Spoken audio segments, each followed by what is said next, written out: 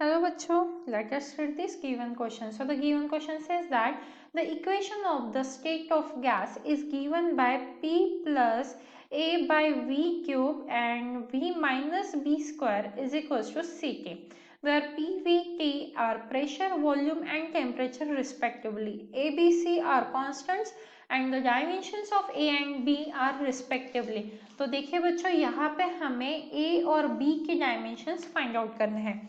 अब आप जरा इस इक्वेशन को नोटिस करो, यहाँ पे क्या कर रहे हैं, ये जो P है ये प्लस हो रहा है A के साथ और V जो है माइनस हो रहा है B स्क्वायर के साथ।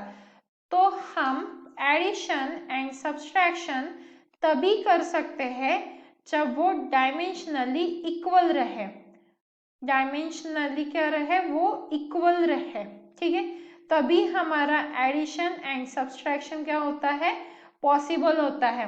अब क्योंकि हमें ये टर्म्स एडिशन और सब्सट्रैक्शन में दी हुई है, मतलब डायमेंशन ऑफ P, मैं लिख सकती हूँ dimension of P must be equal to dimension of A by V cube, तभी इन दोनों में प्लस हो पाएगा, ठीक है। और ये इक्वेशन तो दी हुई है, मतलब इक्वेशन में तो हमें कोई डाउट ही नहीं कि इक्वेशन इनकरेक्ट हो सकती है, क्योंकि वो हमें बताया नहीं है, हमें तो A और B के कॉन्स्टेंट्स पता करने हैं। तो हमें ये रूल पता होना चाहिए कि एडिशन और सब्सट्रैक्शन तभी पॉसिबल है जब वो डायमेंशनली इक्वल हो। तो क्योंकि यहाँ पे P के साथ A बाई वी क्यूब का एडिशन दिया हुआ था, इसीलिए इन दोनों को हम डायमेंशनली इक्वल बता सकते हैं। अब वैसे ही सेम आप देखोगे सेकेंड इसमें, मैं इसे थोड़ा क्लियर कर देती हूँ।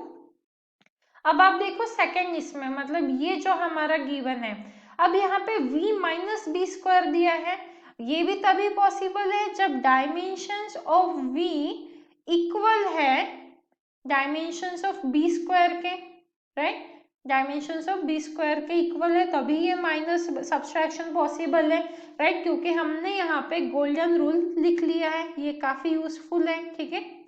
तो अब हम इसके बेसिस पे ये क्वेश्चन को सॉल्व करेंगे, ठीक है। अब देखो dimension of P is equal to A by V cube लिखा है मैंने, मतलब अब मैं यहाँ से लिख सकती हूँ डायमेंशन ऑफ A, देखिए dimension of A must be equal to dimension of P and V cube लिख सकते हैं ऐसा। अब एक क्यों किया मैंने ऐसा, क्योंकि मुझे A के डायमेंशंस पता करने थे और जो अननोन रहता है उसे एक साइड लिखते हैं, तो A को हम एज इट इज लिखेंगे और P V क्यूब का हम यहाँ पे डायमेंशन डाल देंगे। अब देखो P क्या दिया है हमें, प्रेशर दिया है, और मुझे पता है प्रेशर क्या होता है, फोर्स अपॉन एरिया, तो यहाँ पे मैं फोर्स और एरिया के डायमेंशंस डालूंगी। तो फोर्स के डायमेंशन होते हैं हमारे MLT minus 2 divided by area, मतलब तो हो जाएगा L square, right, into V cube मतलब वॉल्यूम, तो ये क्या हो जाएगा हमारा L का क्यूब हो जाएगा, राइट। तो यहाँ से हमारे डायमेंशंस क्या आ जाएंगे, देखिए यहाँ पे हमारे वॉल्यूम का भी क्यूब है, अब वॉल्यूम तो खुद ही 3 टाइम्स L रहता है, राइट, वॉल्यूम देखो, वॉल्यूम खुद ही L इंटू एल रहता है, अब इसका भी क्यूब है, मतलब क्या हो गया क्यूब, इसीलिए यहाँ पे क्या आएगा, क्यूब का भी क्यूब आ जाएगा, ठीक है। तो अब यहाँ से अगर हम डायमेंशंस को कैलकुलेट करेंगे तो हमारे A के डायमेंशंस क्या आने वाले हैं, A के डायमेंशंस आ जाएंगे हमारे ML8 and T raised to the power -2, तो ये आ गए हमारे A के डायमेंशंस जो हमें निकालने के लिए बोले गए थे, राइट। अब क्या करेंगे, हम B के डायमेंशंस निकालेंगे, A के आ गए हैं, वैसे ही सेम हम B के निकालते हैं। तो चलिए B के डायमेंशंस, अब dimensions of V is equals to B square हो गया, तो मैं यहाँ से डायमेंशन ऑफ B क्या लिख सकती हूँ, is equals to dimensions of V, but V कैसा है, raised to the power half है, ठीक है, तो इस तरीके से लिख सकते हैं। अब क्योंकि मुझे B के डायमेंशन चाहिए इसलिए मैंने ये किया है, उधर स्क्वायर रूट दे दिया, ठीक है।